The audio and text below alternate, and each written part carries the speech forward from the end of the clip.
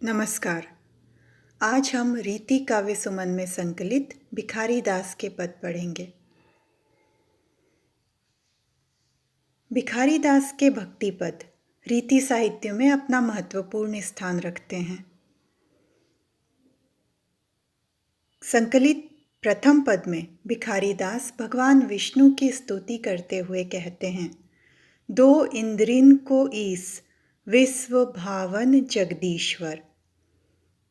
जो भगवान विष्णु दो इंद्रियों मन और बुद्धि के स्वामी हैं, मन और बुद्धि के ईश्वर हैं, वो जगदीश्वर, वो भगवान विष्णु संपूर्ण विश्व में प्रकाशित होते हैं।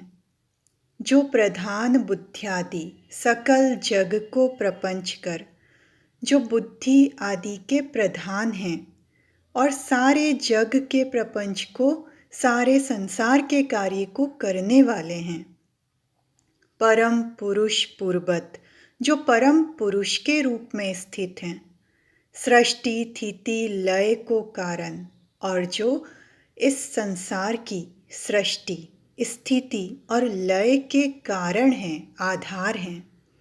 विष्णु पुंडरीकाक्ष मुक्तिप्रद मुक्ति सुधारन, वो भगवान विष्णु जो पुंडरीकाक्ष हैं, जो कमल के समान नेत्रों वाले हैं, जो मुक्ति प्रदान करने वाले हैं, मुक्ति सुधारने वाले हैं। जेहि दास ब्रह्म अक्षर कहिय। भिखारी दास कहते हैं कि जिन्हें उनके दास, उनके सेवक ब्रह्म कहते हैं, अक्षर कहते हैं, अर्थात जिनका कभी क्षरण नहीं होता। जो गुण उदधि तरंगमय, वे इतने गुणों के स्वामी हैं जितने सागर में तरंगे प्रवाहित होती है, सागर की तरंगों की तरह, जिनमें असंख्य गुण हैं। ते ही सुमरी सुमरी पायनी परिय, करिय जयति जय जयति जय। भिखारी दास कहते हैं कि मैं उन्हीं को स्मरण करके उनके पांवों में पड़ता हूँ, उनकी शरण में अपने आप को सौंपता हूँ और उनकी जय जयकार करता हूँ। वास्तव में ये मंगलाचरण की परंपरा का अंश है। साहित्य में एक परंपरा है कि जब भी कोई काव्य या कोई प्रसंग शुरू किया जाता है तो उससे पहले ईश्वर की स्तुति की जाती है, ताकि सारे काम निर्विघ्न पूरे हो जाएं। यही मंगलाचरण है। तो इस पद को मंगलाचरण की परंपरा का अंश भी माना जाता है। अगले पद में भिखारी दास कहते हैं, मन बावरे अजहू समुची संसार भ्रम दरियाऊ। भिखारी दास कहते हैं कि हे बावले मन, हे पागल मन, अब भी समझ ले कि ये संसार भ्रम का दरिया है, ये संसार भ्रम की नदी है। इही तरिन का यह छोड़ी के कछु नाही और उपाऊ। इसे तैरने का, इसे पार करने का, इसे छोड़कर और कुछ उपाय नहीं है। कवि कहते हैं कि अगर हम इस संसार की भ्रम रूपी नदी को पार करना चाहते हैं, तैरना चाहते हैं, तो उसके लिए इसे छोड़कर कुछ और उपाय नहीं है। और उपाय क्या बताया है कवि ने? ले संग भक्ति मल्लाह करिया रूप सोले लाऊ। अपने साथ भक्ति रूपी मल्लाह को, भक्ति रूपी नाविक को लेकर और उनके स्वरूप रूपी पतवार को लेकर। श्री राम सीता चरित चर्चा शुभ्र गीता नाऊ, और श्री राम सीता के उज्जवल चरित्र की चर्चा और शुभ्र गीता रूपी नाव लेकर, अर्थात भक्ति रूपी नाविक, उनके स्वरूप रूपी पतवार और श्री राम सीता के चरित्र की चर्चा और शुभ्र गीता रूपी नाव लेकर हम इस भ्रम रूपी नदी को, संसार सागर को, भव सागर को पार कर सकते हैं, इसे तैर सकते हैं। भिखारी दास ने यहाँ सांग रूपक बांधा है। भक्ति पर नाविक का आरोप करके, स्वरूप पर पतवार का आरोप करके और श्री राम सीता के चरित्र और शुभ्र गीता पर नाव का आरोप करके ये पूरा सांग रूपक बांधा है। अगले पद में भिखारी दास ने भगवान विष्णु के दशावतार का वर्णन किया है। मच्छ वे के वेद काढ़्यो, कच्छ वे रतन गाढ़्यो, कोल वे कुगोल रद, राख्यो सवेलास है।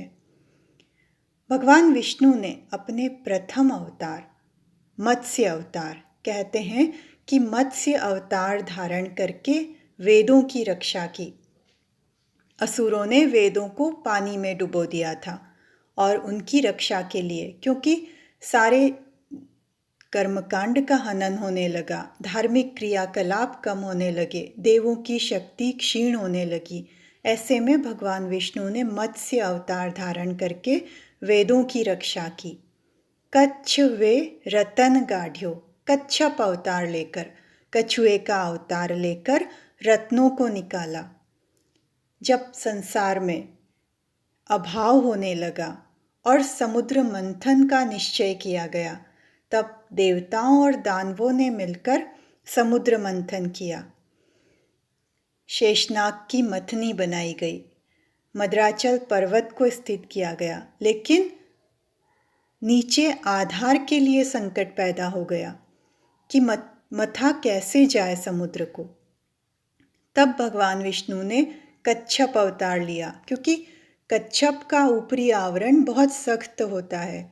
ऐसे में वहाँ मंदराचल पर्वत को स्थित करके शेषनाग की मथनी बनाकर सागर को मथा गया। तो भगवान विष्णु ने कच्छप अवतार लेकर रत्नों को बाहर निकाला, रत्नों से इस संसार को प्रकाशित किया। बहुत अनमोल वस्तुएं, बहुत चमत्कारी औषधियां वहां से निकली। कोल वे कुगोल रद राख्यो सविलासे, कोल अवतार लेकर अर्थात वराह अवतार लेकर, सुअर का अवतार लेकर उन्होंने अपने दांतों से पृथ्वी को खींचकर बाहर निकाला और प्रसन्नतापूर्वक पृथ्वी की रक्षा की। बावन के इंदे हुए नृसिंह प्रहलादे राख्यो, वामन अवतार लेकर उन्होंने इंद्र की रक्षा की। राजा बलि ने जब स्वर्ग पर अधिकार कर लिया, तब भगवान विष्णु ने वामन रूप बनाकर 3 पग धरती में स्वर्ग पृथ्वी सब नाप लिए और बलि को पाताल में भेज दिया। तो वामन अवतार लेकर उन्होंने इंद्र की रक्षा की। नृसिंह प्रहलादे राख्यो, नरसिंह अवतार लेकर उन्होंने प्रहलाद की रक्षा की। कीने वे द्विजेस जाने, छिति छत्र नासे, द्विजेस अवतार लेकर अर्थात परशुराम का अवतार लेकर उन्होंने इस पृथ्वी से क्षत्रियों का संहार किया। सहस्रार्जुन ने जब पूरी पृथ्वी पर आतंक मचा रखा था, बहुत सारे ऋषि मुनियों ब्राह्मणों का वो संहार कर रहे थे, तब भगवान विष्णु ने परशुराम का अवतार लिया और इस पृथ्वी से क्षत्रियों का संहार किया। राम वे दशास्य वंश, राम अवतार लेकर उन्होंने रावण के वंश का संहार किया। कान्ह वे संधार्यो कंस, कृष्ण अवतार लेकर उन्होंने कंस का संहार किया। बोध वे के कीनो जिन श्रावक प्रकाशे, और बौद्ध अवतार लेकर बुद्ध के रूप में अवतार लेकर श्रावक धर्म का प्रकाश फैलाया। कल की है राखी रहे, हिंदू पति पति देव, म्लेच्छ हति मोक्षे गति, दास ताको दास है। कवि भिखारी दास राजा हिंदूपति सिंह के आश्रय में रहते थे, उनके दरबारी कवि थे। तो वो अपने आश्रयदाता राजा की प्रशंसा करते हुए कहते हैं कि ठीक इसी तरह जैसे भगवान विष्णु ने अपने अवतारों द्वारा धर्म की रक्षा की, लोगों की रक्षा की, अपने भक्तजनों की रक्षा की और पापियों का संहार किया, ठीक वैसे ही राजा हिंदूपति सिंह कल्कि होकर वो पूरी तरह रक्षक बनकर हमारी रक्षा कर रहे हैं। जैसे पगड़ी में कल्कि होती है, सर्वोच्च स्थिति होती है, उसी तरह सिरमौर बनकर वो हमारी रक्षा कर रहे हैं। म्लेच्छ हति मोक्षे गति, दास ताको दास है। वो म्लेच्छों का हनन करते हैं, मुगलों का हनन करते हैं, उन्हें मोक्ष देते हैं। दास अर्थात मैं भिखारी दास उनका दास हूँ। एक तरह से यह रीतिकाल की जो परंपरा थी, अपने आश्रयदाता राजा की प्रशंसा, क्योंकि वो राजा उन्हें आश्रय देते हैं, पारितोषिक देते हैं, जीविकार्जन उनसे चलता है।